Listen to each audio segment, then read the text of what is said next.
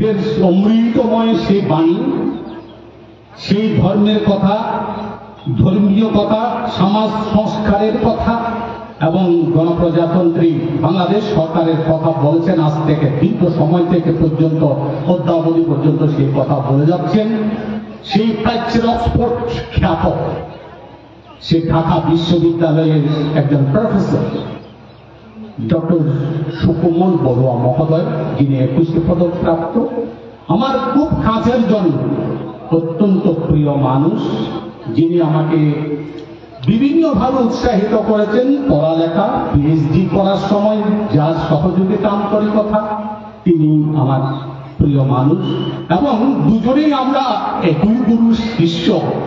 যখন পিএইচডি করি, professor doctor Dipak Kumar Barua, যে head of the department Calcutta university, সেই ভারত, সেই জিনিসগুলো আমাকে অত্যন্ত প্রাণিত করে। সেই সুকোমল বাবুকে যখন দেখি, কিন্তু উনি আমার কাছের মানুষ, কিন্তু আমি বিরক্ত খুব কম করি, খুব বিরক্ত কম করি, বেশি ডাকাডাকি ফোন করা করে এই সমস্তের মধ্যে নেই। কিন্তু তার একজন কল্যাণ মিত্র, আমার একজন কল্যাণ মিত্র হিসেবে দুজনে সহ অবস্থান করি। তার পাশে আরেকজন মানুষ উপস্থিত আছে, যেন জোড়া শালিকের মতো দুজনেই চলতে স্বাচ্ছন্দ্য বোধ করে, সে নৃপতি রঞ্জন বড়ুয়া। একই বৃন্তে যেন দুটি ফুল, সে নৃপতি রঞ্জন বড়ুয়া এবং সুকোমল বড়ুয়া, দুজনেই একই গুরু শিষ্য সতীত্ব। এখনো পর্যন্ত ঘরে গেলে, পরিবারে গেলেও এখনো পর্যন্ত দুজনের মধ্যে এখনো সৌহার্দ্য, শান্তির সেই সতীত্বতা এখনো পর্যন্ত বিদ্যমান আছে, সেই সুকোমল বাবু এবং নৃপতি রঞ্জন বড়ুয়া মহোদয়। আর আজকের যে আপনাদের এই সন্তান, আমাদের এই সন্তান, যে রুবেল, মিস্টার রুবেল বড়ুয়া মহোদয়, সে কল্যাণ ট্রাস্টের একজন ট্রাস্টি হয়েছে। আমরা প্রীতি জানাচ্ছি, শুভেচ্ছা জানাচ্ছি, আশীর্বাদ করছি, সুস্থ থাকুক, ভালো থাকুক এবং আগামীর পথ চলা যেন, আমি শুধু এটা বলবো, তোমাকে শুধুমাত্র ট্রাস্টই নয়, আরো বেশি কিছু আমরা দেখবো সে প্রত্যাশা করছি। সুকোমল বাবু যখন ট্রাস্টি হলেন, ট্রাস্টির নাম যখন দেখলাম, সেই গ্যাজেট প্রজ্ঞাপনে যখন ট্রাস্টির নাম দিলাম, আমি খুশি হতে পারি। আমি আশা করেছিলাম আরো বড় কিছু তাঁর আসবে, তাও আসবে না তাই নয়, হয়তো ভবিষ্যতে আসবে। আমি তাকে ভাইস চেয়ারম্যান হিসেবে তাকে আশা করেছিলাম, এবারে হয়তো সেটা তিনি লাভ করবেন। যাই হোক, তারপরও আমরা আমাদের অন্তত একটা কথা বলার জায়গা, আমাদের নিজেদের কথা বলার জায়গা, শিশু কোমল বাবু, রুবেল যারা আছে, ববি সহ যারা আছে, তাদেরকে অন্তত আমাদের নিজেদের কথাগুলো বলতে পারবো, নিজেদের কথা উপস্থাপন করতে পারবো। সরকারি প্রয়োজনে, প্রশাসন প্রয়োজনে এবং কোন একটা সরকার অফিসের প্রয়োজনে আমরা তাদেরকে নিজের হিসেবে দাবি করে কথাগুলো আমরা জানি, অবশ্যই বলতে পারবো। উপস্থিত সুধী সজ্জন মন্ডলী, আজকের সভাপতি, প্রধান অতিথি, সম্বর্ধিত অতিথি, বিশেষ অতিথিবৃন্দ, মাননীয় সংঘ, উপস্থিত সুধী সজ্জন মন্ডল, যে কথাটি আজকে যার যে বিষয়ের কথা হচ্ছে, আজকে হচ্ছে সেই ইউনাইটেড ক্লাব এ পর্যন্ত 58তম সেই তাদের স্মৃতিচারণ সভা করে যাচ্ছে। যাই 5 জন পঞ্চরত্নের কথা বলা হয়েছে। পঞ্চরত্নের নামে সেই এই বিহারের মধ্যে বিহার পঞ্চরত্ন বিহার। সে পঞ্চরত্ন হচ্ছে সে কাদের আলী, ব্যাপারী মহাতেরো, ধর্মরসী মহাতেরো, এই মহাতেরোগণের নামে সেই পঞ্চরত্নের নামে একটি পঞ্চরত্ন বৌদ্ধ বিহার অত্র গ্রামে প্রতিষ্ঠিত হয়েছে। যখনই সেই নামটা উচ্চারিত হয়, এই পঞ্চরত্ন কে বা কারা, সেই নামটা জানতে ইচ্ছে করে এই পঞ্চরত্ন কারা।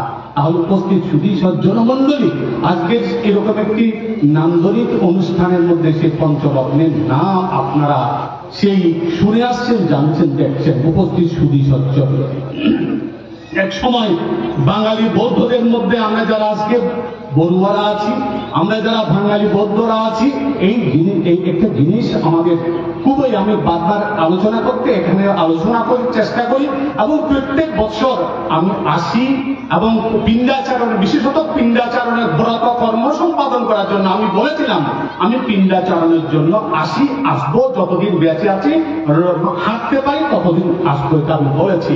আমাকে অতিথি করতে হবে, ক্রেস দিতে হবে, ফুল দিতে হবে, এটাতে আমি বিশ্বাসী নয়। তার কারণ সেটা হলে হয়তো বলা পাওয়া যাবে যে প্রত্যেক বছর এগুলো মানে দিতে যেন না, আমি আপনাদেরকে বলবো আমাকে কোনো ফুল ক্রেস এগুলো দেওয়ার প্রয়োজনীয়তা নেই। আমি শুধু চাই এটাই যে এই জিনিসটা প্রচলিত থাকুক, উত্তরোত্তর শ্রীবৃদ্ধ হোক, এটাই আমার কাম্য। উপস্থিত সুধী সজ্জন মন্ডলী, আজকে সেই যে রাধাচরণ মহাতের মহোদয় বৈদ্যপাড়ার জন্মজাত কৃতি সন্তান, বোয়ালখালী রত্নগর্ভা উপজেলা, বোয়ালখালী উপজেলাধীন সেই রাধাচরণ মহাতেরও যদি বৈদ্যপাড়ার জন্মজাত কৃতি সন্তান, তিনি বুদ্ধগয়াতে গিয়েছিলেন। যে বুদ্ধগয়াতে যাওয়ার পর সেখানে দেখা হয়েছিল সেই মায়ানমারের একজন রাজগুরু, একজন বিনয়শীল, একজন ধর্মগুরু, একজন বিদর্শন সাধক, বিভিন্ন ভাবে তার বিশেষায়িত করা যাবে পরম শ্রদ্ধেয় সারমেধ মহাতের সাথে দেখা হয় কোথায়? বুদ্ধগয়াতে। সেই রাধাচরণ মহাতের সাথে, রাধুমাতের সাথে দেখা হয় সেই সারমেধ মহাতের সাথে কোথায়? বুদ্ধগয়াতে। বুদ্ধগয়াতে সেই সারমেধ মহাতের সাথে পরম শ্রদ্ধেয় আমাদের সেই রাধাচরণ মহাতের সাথে দীর্ঘ আলাপচারিতা হয়, ধর্ম বিনয় সম্পর্কে আলাপচারিতা হয়। ধর্ম বিনয় সম্পর্কে আলাপের পর তখন সেই রাধাচরণ মহাতের চিন্তা করলেন, আমরা যারা বাংলাদেশের মধ্যে বা পূর্ববঙ্গের মধ্যে যারা বৌদ্ধ, তখন বাংলাদেশ তো নয়, পূর্ববঙ্গের মধ্যে যারা বৌদ্ধরা রয়েছি, তারা সেই বিনয়সম্মতভাবে বিক্ষুব্ধ জীবন যাপন করছি না, বিনয়সম্মতভাবে বিক্ষুব্ধ জীবন লাভ নয়, সে বিনয়সম্মতভাবে উপসম্পদা গ্রহণ করা হয়নি। তখন একথা তিনি জেনে তখন সারমেধ মহাতেরকে নিমন্ত্রণ করেছিলেন রাধাচরণ মহাতের। রাধাচরণ মহাতের নিমন্ত্রণ করার পর সারমেধ মহাতের তিনি এসেছিলেন প্রথমত বৈদ্যপাড়াতে। প্রথমত সেই বোয়ালখালী উপজেলাধীন বৈদ্যপাড়াতে এসেছিলেন। বৈদ্যপাড়াতে আসার পর তিনি আবার ফিরে যান। তিনি আবার এসে সেই পাহাড়তলি সঙ্গরাজ মহানন্দ বিহারের মধ্যে, যেখানে বর্তমান আমাদের উপসঙ্গরাজ পরম শ্রদ্ধেয় শাসনের স্তম্ভ ধর্মপ্রিয় মহাতের অবস্থান করেন, সেখানে 2 বছর তিনি অবস্থান করলেন। কে? সারমেধ মহাতের। সারমেধ মহাতের সেখানে অবস্থান করে যখন বিভিন্ন অনুষ্ঠানের উপর যাচ্ছেন, বিভিন্ন সংগঠনে যাচ্ছেন, বিভিন্ন উপসম্পাদকে যাচ্ছেন, বিভিন্নভাবে গিয়ে তিনি দেখতে পেলেন এখনো পর্যন্ত পূর্ববঙ্গের সেই মানুষেরা, ভিক্ষুরা, যে সমনেরা উপসম্পদা গ্রহণ করা যেটা হচ্ছে সেটা বিনয়সম্মত নয়। 17 বছর বয়সে ভিক্ষু হচ্ছে, 18 বছর বয়সে ভিক্ষু হচ্ছে, 19 বছর বয়সে ভিক্ষু হচ্ছে, কিন্তু ভিক্ষু পদ্ধতির নিয়ম আছে 20 বছর পূর্ণ হতে হবে। কিন্তু এরকম কিছু দেখে সারমেধ মহাতের তখন সেই ভিক্ষু সংঘদেরকে আহ্বান করেছিলেন, যে তোমরা সেভাবে জীবন যাপন না করে নমস্য সিনিয়র হয়, নমস্য না হয়ে তোমরা বিনয়সম্মত জীবন যাপন করে দুঃখ মুক্তির পথে তোমরা এগিয়ে যাও। সেই জন্য পরামর্শ দিয়েছিলেন পরম পূজ্য সারমেধ মহাতের মহোদয়। তখন সেই পরম শ্রদ্ধেয় সারমেধ মহাতের উদ্যোগে মায়ানমার থেকে ভিক্ষু সংঘ আনয়ন করে সেই পাহাড়তলি ঐতিহ্যবাহী সেই আমরা এক সময় যেটা লন্ডন হিসাবে যত বিয়ম্বরুয়ার জন্মজনপদ, যেখানে সেই স্থানের মধ্যে তিনি সেই পাহাড়ের সেই তার গ্রামের পূর্ব পার্শ্বে পাহাড়ি ঝিরিপথের মধ্যে সেই পরম শ্রদ্ধেয় সারমেধ মহাতের সহ পূজ্য ভিক্ষু সংঘগণ, মায়ানমার থেকে আগত পূজ্য ভিক্ষু সংঘগণ তখন হামচার গোড়ার মধ্যে সেই সীমাগর প্রতিষ্ঠা করেছিলেন। হামচার গোড়ার মধ্যে প্রথম সীমাগর প্রতিষ্ঠা করেছিলেন 1864 খ্রিস্টাব্দে, এবং সেই তারপরে সে রাজানগরের মধ্যে গিয়ে, রাঙ্গুনিয়া রাজানগরের মধ্যে গিয়ে 1864 সনে পরম শ্রদ্ধেয় রাজগুরু ধর্মরত্ন মহাতের সহ সেখানে এখানে দ্বিতীয় সীমাগর প্রতিষ্ঠা করা হয়েছিল। উপস্থিত সুধী সজ্জন মন্ডলী, আজকে সেই ইতিহাস, ঐতিহ্য, কৃষ্টি, সভ্যতার কথা আমাদেরকে অনেক জানার কথা, কিন্তু আমরা এখন চর্চা করি না, আমরা এখন সেগুলো পড়ালেখা করি না, ইতিহাস জানতে চাই না, অতীতকে জানতে চাই না। এখন যদি ছেলেদেরকে মা বাবারা যদি ডেকে বলে, জানিস আমরা একদিন সেই স্কুলে যাওয়ার সময় ভালো প্যান্ট পাইনি, ভালো খাবার দাবার পাইনি, খাতা কলম পাইনি, তখন আজকে আজকালকার ছেলে মেয়েরা বলে যে তোমার বাবা ছিল না, তুমি দিতে পারোনি, তোমার আছে তুমি আমাকে দিবা। উপস্থিত সুধী সজ্জন মন্ডলী, সে অতীতের ইতিহাস, ঐতিহ্য, কৃষ্টি, সভ্যতার কথা আমরা এখন শুনতে চাই না। তাহলে উপস্থিত সুধী সজ্জন মন্ডলী, সেই সারমেদ মহাদেবের কাছ থেকে সেই সাতজন রাউলি তাদের সেই শতবর্ষীয় জীবন, সেই 80 বছরের ভিক্ষুত্ব জীবন, 70 বছরের ভিক্ষু ব্রহ্ম সেই মাথে জীবন, সেই রাউলি জীবন, 80 বছরের রাউলি জীবন ত্যাগ করে সাতজন রাউলি তারা সেই নিজের জীবনের সমস্ত সেই ভালোবাসা পাওয়া, শ্রদ্ধা পাওয়া, আন্তরিকতা পাওয়া সেই সমস্ত ছেড়ে দিয়ে সেই সারমেদ মহাদেবের আহ্বানে তারা সাতজন রাউলি একসাথে জীবন ত্যাগ করে আবার সেই বিনয় সম্মতভাবে ভিক্ষুত্ব জীবন, উপসম্পদা জীবন লাভ করে এই সংঘরাজ নিকায় প্রতিষ্ঠা হয়। এবং আজকে যারা আমরা যে খাদের রাউলির কথা বলছি, আমরা যে বিভিন্ন ব্যাপারী মহাদেবের কথা বলছি, এই জিনিসগুলো আমাদের সেই প্রাজ্ঞ ভিক্ষু সংঘগণ ছিল বলে আজকে সমাজ সংস্কার হয়েছে, আজকে বৌদ্ধ করে রেখেছিল বলে, তাদেরকে বৌদ্ধ করে রেখেছিল বলে তারা বিভিন্নভাবে সামাজিক বিভিন্ন বিয়ের কাজ করত, বিয়ের বিভিন্ন অনুষ্ঠানের মধ্যে তারা যোগদান করত, সামাজিক বিভিন্ন গণপূজনের মধ্যে তারা যোগদান করত, বিভিন্নভাবে তারা যোগদান করে সেই অনুষ্ঠানগুলোকে চেষ্টা করেছিল বৌদ্ধ করে রাখার জন্য। আজকে বৌদ্ধ হয়েছিল বলে, মাতে ছিল বলে, রাউলি ছিল বলে আজকে মহাস্তবীর হয়েছে, মহাতের হয়েছে, আজকে বংশদীপ সৃষ্টি হয়েছে, আজকে সেই শ্রদ্ধেয় জ্ঞানীশ্বর সৃষ্টি হয়েছে, আজকে নাগসেন সৃষ্টি হয়েছে, আজকে জিনরতন সৃষ্টি হয়েছে, আজকে বসুমিত্র সৃষ্টি হয়েছে। প্রত্যেকে সেই পরম্পরা এগুলো আস্তে আস্তে করে পরিশুদ্ধ পরিশীলিত হয়েছে। তখন আজকে আমরা এরকম একটি নান্দনিক অবস্থার মধ্যে পৌঁছাতে পেরেছি। পরম পূজনীয় অনুত্তর পুণ্যক্ষেত্র সভাপতি সহ মহান সংঘকে শ্রদ্ধা বন্দনা নিবেদন করছি। আমাদের সমাজ প্রেক্ষাপটে আমরা যারা আছি, আমরা যাতে করে এই সুন্দর অবস্থানটাকে ধরে রাখতে পারি। বাংলাদেশ সংঘরাজ ভিক্ষু মহাসভা এবং বাংলাদেশ বৌদ্ধ ভিক্ষু মহাসভা, সেই মহাস্তবী নিকায়ের যারা আছেন, বাংলাদেশ সংঘরাজ ভিক্ষু মহাসভা যারা, সংঘরাজ নিকায়ে যারা আছেন, দুইটা সেই আমাদের মধ্যে সেই সংগঠন আছে, ভিক্ষু সংগঠন, সাংঘিক সংগঠন। আমি আপনাদের প্রতি যারা ট্রাস্টি আছেন, সুকুমল বাবু আছেন, সকলের প্রতি আবেদন নিবেদন জানাবো, আপনারা ট্রাস্টি হয়ে সেই বিভিন্ন ভাবে খবরাখবর নিচ্ছেন, মিটিং করছেন, বিভিন্ন জায়গায় পরিদর্শন করছেন, বিভিন্ন জায়গায় যাচ্ছেন, কিন্তু এই জিনিসগুলো খুঁটিনাটি সবকিছু পরিশুদ্ধ পরিশীলিত ভাবে জানার জন্য সে ভিক্ষুদের প্রয়োজন আছে। আমি সেজন্য আপনাদের শুভদৃষ্টি আকর্ষণ করব, ভিক্ষুদের সেই অংশগ্রহণ, সম্পৃক্ততা আপনাদের প্রয়োজন আছে, সেই জিনিসটা আপনারা মাথায় রাখবেন। এক জায়গায় থেকে এক ট্রাস্টি, গতবারের এক ট্রাস্টি আমাকে ফোন করে যেন হুমকি দেওয়ার মতো একটি কথাবার্তা বলছেন। আমি বললাম, গলা নামিয়ে কথা বলুন, আপনাকে সেই দায়িত্ব সরকার দেনি একটি বিহারকে নিয়ে চিন্তা করার জন্য, একজন ভিক্ষুকে নিয়ে চিন্তা করার জন্য। ট্রাস্টি বানিয়েছে আপনাকে সমাজের সদ্ধর্মের সেবা করার জন্য, ট্রাস্টি বানিয়েছে আপনাকে সমাজকে সদ্ধর্মেও সে কি কোথায় ঘাটতি আছে সেগুলো দেখে কাজ করার জন্য। কিন্তু একটা বিহারের ভিক্ষু, একটা বিহারের অধ্যক্ষ থাকবে কি থাকবে না, এবং জরুরি ভিত্তিতে আনা হবে কি হবে না, সে বিষয়টির জন্য সরকার আপনাকে দায়িত্ব দেননি। আমি গলা নামিয়ে কথা বলুন, ফোন রাখুন। এখন উপস্থিত সুধী সজ্জন মন্ডলী, এজন্য বলবো, আপনারা যারা আছেন শিক্ষিত গুণী মানুষ আমাদের সমাজে দরকার আছে, শিক্ষিত গুণী মানুষ আমাদের সমাজে দরকার আছে। এবং আমি সেই আজকে সুকুমল বাবু যিনি প্রধান অতিথি এবং রুবেলের প্রতি আমি সেদিনও একটু করে বলেছি, গতবার যারা ট্রাস্টি ছিল, আমি সেদিন এক জায়গার মধ্যে পরিসংখ্যান দেখেছি, আমি বললাম যে যে গতবার যারা অনুদান এনে দেবে বলে আপনারা কে কে টাকা দিয়েছেন?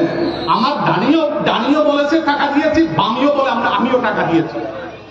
3,000, 5,000, 7,000, 3,000, 5,000, 7,000, 1 লক্ষ টাকা হলে 10,000 টাকা এনে দেবো আমি। সেই জিনিসটি একটা তালিকা করা হোক।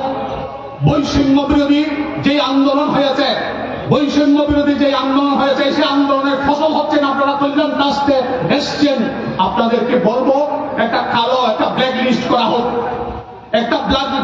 করা হোক, কারণ আমরা চাই না সেরকম যারা দুর্নীতিবাজ, যারা দুর্নীতি করে, যারা অপশাসন করে, সেরকম মানুষ আমাদের বৌদ্ধ ধর্মীয় কল্যাণ ট্রাস্টের মধ্যে প্রয়োজন আছে বলে আমি মনে করি না।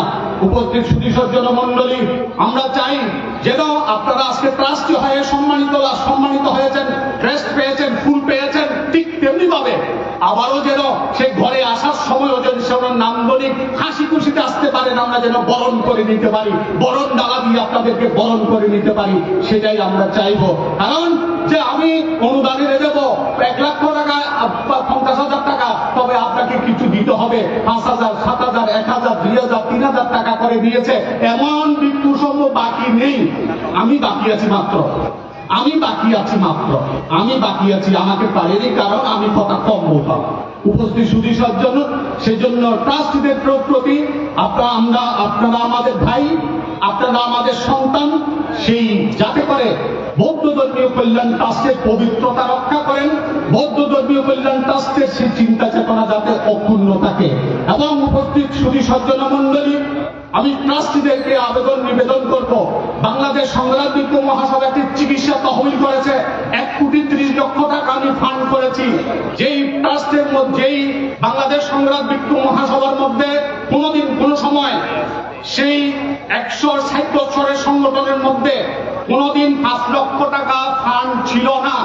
সেই জায়গার মধ্যে আমি মহাসচিব হওয়ার পর থেকে ভিক্ষু সংঘের সহযোগিতায়, সুরিজনের সহযোগিতায়, দাতা গোষ্ঠীর সহযোগিতায় আমি 1,30,00,000 টাকা এখন মহাসভার FDR আছে, 1,30,00,000 টাকা। এবং এ পর্যন্ত 11-12 লক্ষ টাকা আমরা সাধারণ জনগণকে, যারা চিকিৎসা করতে পারে না, সেই দুঃখী মায়েদের এবং বিভিন্ন উপাসক উপাসিকাদের জন্য যারা হতদরিদ্র, তাদেরকে সহযোগিতা করেছি, ভিক্ষু সংঘদেরকে আমরা চিকিৎসা বাবদ সহযোগিতা করেছি। সেজন্য আপনাদের একটা চিন্তা চেতনা, সেই কল্যাণ ট্রাস্ট থেকে ভিক্ষু সংঘ এবং অসুস্থ মানুষদের জন্য সহযোগিতা করার জন্য চিন্তা চেতনা করি। এবং একটা জিনিস প্রত্যেক বছর হয়, সেই তীর্থযাত্রার জন্য ব্যবস্থা করা হয়, ভারতের মধ্যে তীর্থযাত্রায় যায় 50 জন 40 জন তীর্থযাত্রী নিয়ে যায় কল্যাণ ট্রাস্ট থেকে। এখন আমি আপনাদের কাছে বলবো, আপনাদের কাছে কথা পরামর্শ দেব, যারা তীর্থযাত্রী কাদেরকে নিয়ে যাবেন? আপনি কি সেই নৃপতি বাবুর সহধর্মিনীকে নিয়ে যাবেন? আপনি কি সেই সুকুমল বাবুর কন্যাকে নিয়ে যাবেন? আপনি কি সেই সুকুমল চৌধুরীর সেই মাকে নিয়ে যাবেন? কে যাবে সেই কল্যাণ ট্রাস্টের সহযোগিতায় সেই তীর্থযাত্রী? যেই গ্রামের মধ্যে হতদরিদ্র মা, যার ছেলে নাই, মেয়ে নাই, সহযোগিতা করার কেউ নাই, সেই পরিবার থেকে তো তারা কল্যাণ ট্রাস্টে যাবে, সেই পরিবার থেকে তো তীর্থে যাবে। কিন্তু ধনাঢ্য বড় পরিবারের, বিশাল পরিবারের, যার গাড়ি আছে, বাড়ি আছে, 4টা 2টা ফ্ল্যাট আছে, সেখানেও সেই তীর্থযাত্রী হয়ে সেখানে বুদ্ধ গায়াতে যাবে, বিনা পয়সায় কেন তীর্থযাত্রী হবে? সে দরিদ্র পরিবার থেকেই তীর্থযাত্রী হবে, যার কেউ নেই সহযোগিতা করার। আমি আপনাদের কাছে সেই প্রস্তাব রাখছি। উপস্থিত সুধী সজ্জন মন্ডলী, এবং প্রত্যেকটা বৌদ্ধ বিহারের মধ্যে ধর্মীয় শিক্ষার যেই প্রাথমিক বিদ্যালয় করা হয়েছিল, প্রায় অনেক বিহার বাকি আছে এখনো পর্যন্ত। প্রত্যেকটা বৌদ্ধ বিহারের মধ্যে আমি মহাসভার পক্ষ থেকে আবেদন করছি কল্যাণ ট্রাস্টের সেই সদস্য বৃন্দকে, যে প্রত্যেকটা বিহারের মধ্যে যেন সেই প্রাথমিক বিদ্যালয়ের ব্যবস্থা করা হয়। শিক্ষক নিয়োগ সে ভিক্ষু সংঘের সাথে, উদ্যোগের সাথে আলোচনা করে, বিহার অধ্যক্ষের সাথে, আপনারা ঢাকায় বসে নয়, চট্টগ্রামে বসে নয়, বিহার অধ্যক্ষের সাথে আলোচনা করে শিক্ষক নিয়োগ নিয়োগ দেওয়ার ব্যবস্থা করবেন, যাতে করে সেই হিসাবে নিয়োগ দিয়ে যাতে সেই ছাত্রছাত্রীদের শিক্ষা দীক্ষার ব্যবস্থা করানো হয়। এবং উপস্থিত সুধী সজ্জন মন্ডলী, বাকি কথাগুলো আমাদের সেই রুবেল কথা বলবে, আমাদের সেই আজকে আমার পরম কল্যাণ মিত্র সেই অগ্রজ সিনিয়র সুকুমার বাবু তিনি এসছেন, উনি কথা বলবেন। যারা কথা বলবেন আমি আশা করছি আমাদের এই কথাগুলো বলে আজকে যারা প্রধান অতিথি হিসেবে সংগঠিত অতিথি হিসাবে এসছেন, আপনারা আমাদের ভাই, আপনাদের কাছে আমাদের আবেদন থাকবে, আপনাদের কাছে আমাদের নিবেদন থাকবে, আপনাদের সাথে আমাদের কথা থাকবে। তো সুতরাং এই জিনিসগুলোকে আরো সক্রিয় আরো সুন্দর করা হোক, যাতে করে আমরা পরিশুদ্ধ পরিচালিত একটা কল্যাণ কাজ, সমাজ ব্যবস্থা, শিক্ষা দীক্ষা এগুলোতে যেন সহযোগিতা আন্তরিকতা পাই, এই কামনা প্রার্থনা করে আজকে যারা আমাকে ডেকেছে কথা বলার সুযোগ দিয়েছে আমি আপনাদেরকে পুণ্য দান করছি।